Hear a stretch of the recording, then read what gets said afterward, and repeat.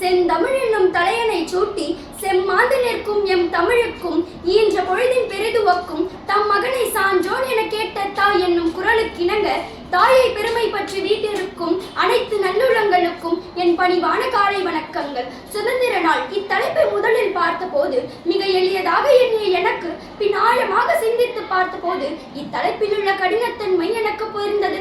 சுதந்திர நாள் என்பது என்ன? ஒரு நாடு எப்பொழுது அடிமைத்தனத்தில் இருந்து விடுதலை பெறுகிறதோ அந்நாளே சுதந்திர நாளாக கொண்டாடப்படுகிறது.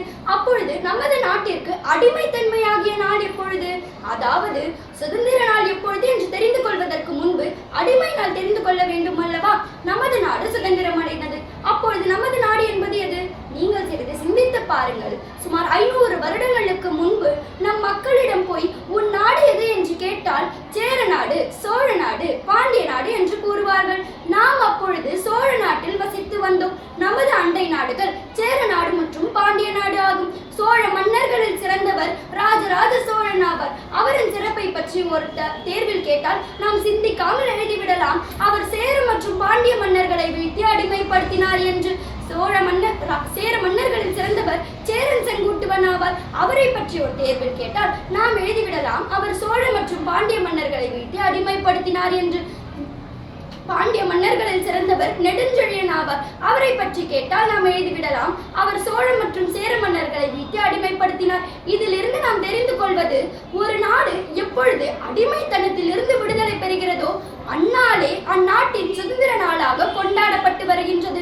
அப்பொழுது நமது இந்தியாவை அடிமைப்படுத்திய ஆங்கிலேயர்களை பற்றி சிறிது சிந்தித்து பார்க்க வேண்டும். வெறும் வியாபாரம் செய்வதற்காக இந்தியாவுக்குள் வந்த ஆங்கிலேயர்கள் ஒரு மன்னர் மற்றொரு மன்னருடன் போரிட்டு வீழ்த்தி அடிமைப்படுத்தியதை பார்த்த அவர்கள் தாமும் மன்னருடன் சேர்ந்து இன்னொரு மன்னரை வீழ்த்தி அடிமைப்படுத்த வேண்டும் என்று எண்ணி அதற்காக செயல்பட ஆரம்பித்தனர். அவ்வாறு சிறிது சிறிது பகுதியாக நம்மை ஒட்டுமொத்த இந்தியாவையும் அடிமைப்படுத்தினார்கள் ஆங்கிலேயர்கள். அப்போது நமது நாட்டிற்கு அடிமை நாள் என்பது எந்த குறிப்பிட்ட நாளும் இல்லை. ஆங்கிலேயர்கள் நமது நாட்டை அடிமைப்படுத்தியதில் நமக்கு ஒரு நன்மை உண்டு. என்னவென்றால், சிறிது சிறிது பகுதியாக பிரிந்திருந்த நாம் ஆங்கிலேயர்கள் அடிமைப்படுத்தியதால் தான் ஒட்டுமொத்த மக்களும் துணை நின்று விடுதலைக்காக போராட்டம் செய்தோம். தொடர் விடுதலை போராட்ட முயற்சியால் வேறு வழியின்றி ஆங்கிலேய அரசு 1947ஆம் ஆண்டு ஆகஸ்ட் 15ஆம் நாள் இந்தியாவிற்கு சுதந்திரம் வழங்கியது. அந்நாள் இன்று வரை ஆண்டுதோறும் சிறப்பாக பள்ளிகளில், அலுவலகத்தில் மற்றும் பல இடங்களில் சுதந்திர நாளாக கொண்டாடப்பட்டு வருகின்றன. இப்படிப்பட்ட சுதந்திரத்தை மகிழ்ச்சியாக கொண்டாடுவோம் என்று கூறிவிட்டார்.